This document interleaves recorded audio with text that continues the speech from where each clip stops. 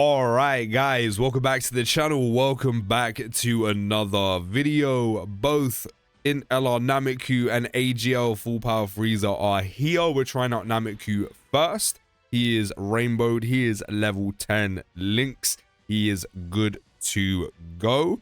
We have him on a team with the Trio Super Saiyan unit, so he is going to be having some support with them. We do need to start him in slot 1.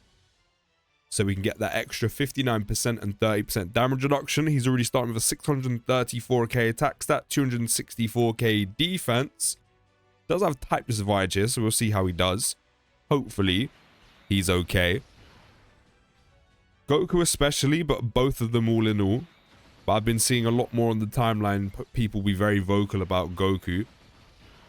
That these EZAs are probably quite controversial. And some aren't very happy. How much is that going to do? So I just saw 25k on a normal. He does need to build up, to be fair. 330. It's a bit much. It is a bit much. But it looks like he's already built up. 16.3 million attack stat. Of course, he is stacking 50% attack and defense on super attack on 18 key. I do think that's a very nice change. Very nice change that they now stack both attack and defense by 50% on 18 key. Helps balance them out a bit. And then on that 12 key super, does greatly raise defense by 50% on a stack, which I think Goku got the better end of the bargain, being able to stack defense on 12 key. Because defense is just more important. And then does raise attack by 30% for 1 turn. Does also start with key plus 3, attack and defense plus 200%, and has 20% damage reduction. So as long as Goku's sitting in slot 1, he will have 50% damage reduction, which, to be fair, with no build-up, type disadvantage, I guess the numbers he would take in wasn't too bad, considering he hasn't even started stacking. And then not only that, at the start of each turn, he does gain key plus 1 up to 3, so 3 turns time, which will take no time at all.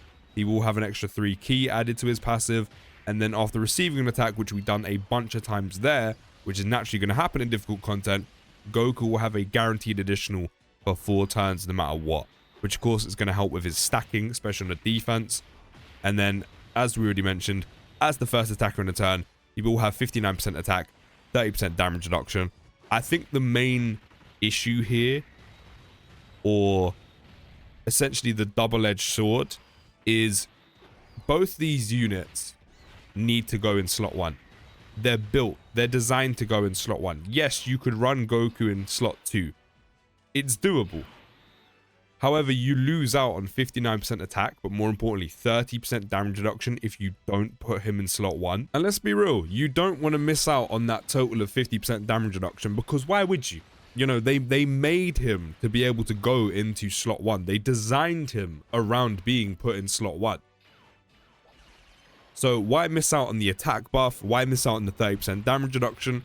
You know, I kind of get it. I wouldn't go as far as people are saying, calling them bad. But on paper, with what's being dropped, and this is before I've even tried the new red zone stages for both Goku and Vegeta's story. This is just off the back of doing battle hardened formidable foes. Even with that, especially with how short it is. Now again, the red zones could be completely opposite and be quite long and, you know, be in favor of both these units and they're able to stack. But then, going off the back of the numbers I'm seeing from formidable foes, I'm thinking, are they going to come out during the 10th anniversary and already be eclipsed? Are they going to come out during the 10th anniversary and already kind of fall out the top 10? Because not even just 10th anniversary EZAs, for anniversary EZAs, that shouldn't really be happening. So I guess we'll wait and see. But not only that, Goku can go in slot 2 or slot 3, because as the second or third attacker in a turn, he does get 100% attack and defense and a guaranteed additional. So maybe the idea with Goku and maybe even Frieza as well is maybe start them slot 2. Because at least that way, you have a guaranteed additional, which helps with stacking Goku's defense. You have the initial stack on 18 key. Then if you receive an attack, which is bound to happen in difficult content, there's another additional for 4 turns. And then if you have skill orbs equipped, if you have any dupes, you could potentially hit another additional, which is 4 super attacks in 1 turn. That's 4 50% defense raises. So maybe the idea is to have him in slot 2, let him stack up a bit, then maneuver him in slot 1 when it's probably safe to do so. I mean, he's already up to 1.6, 670k as it is right now. That's not bad. And we're only on turn 3. This is literally his 2nd appearance. So I would put him in slot 1, but just in case the SSJ trio does end up getting the kill here, I'm going to let him stay in slot 1.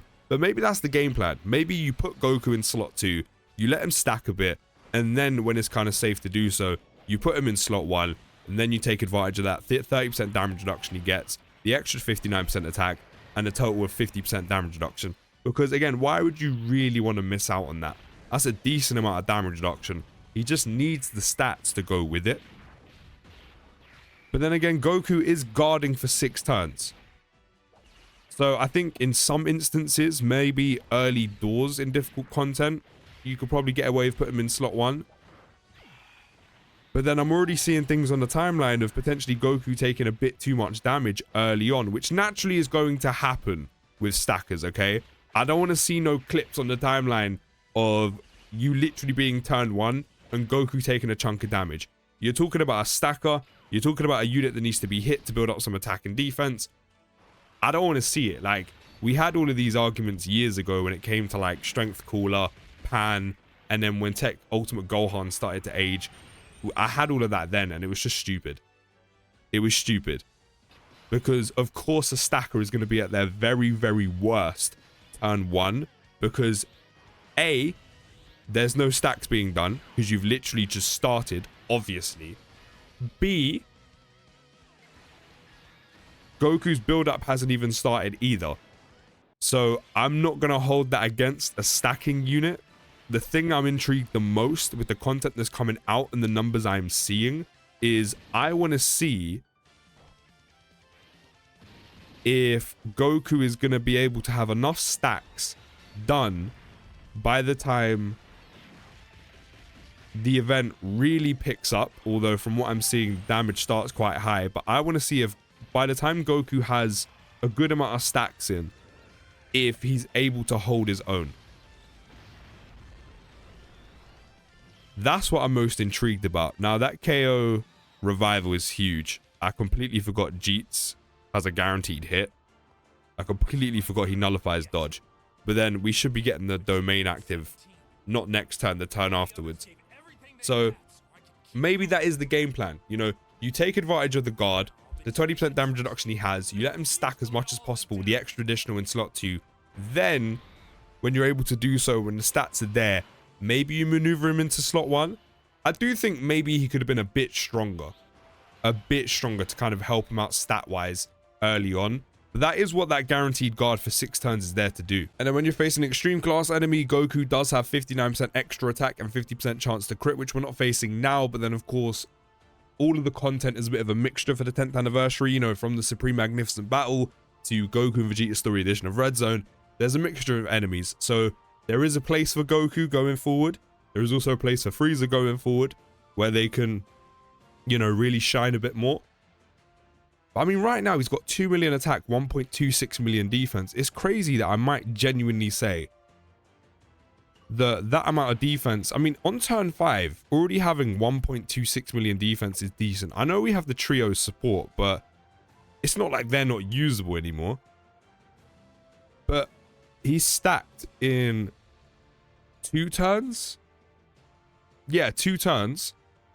And he's already got 1.26 million defense. And this is all from slot 1. This isn't the extra additional he gets from slot 2 either. To me, that's not bad. That's not bad. Now, the real test is going to be taking him into really difficult content. You know, Goku and Frieza, the new content from the Annie, and see how he fares in there. From the type of damage we'd be seeing, 18.7. I mean, at the moment, I think I would have liked to have seen a bit more attack and defense in his passive. Maybe get something on super, just so he does a bit more damage. But then this is what Dokkan does with stackers. They want you to build up all that power and all the extra buffs purely from the stack. You know, we've seen it with Tech Ultimate Gohan as well. You know, early doors, Tech Ultimate Gohan can take some damage. Once you get him going, though, he's fine.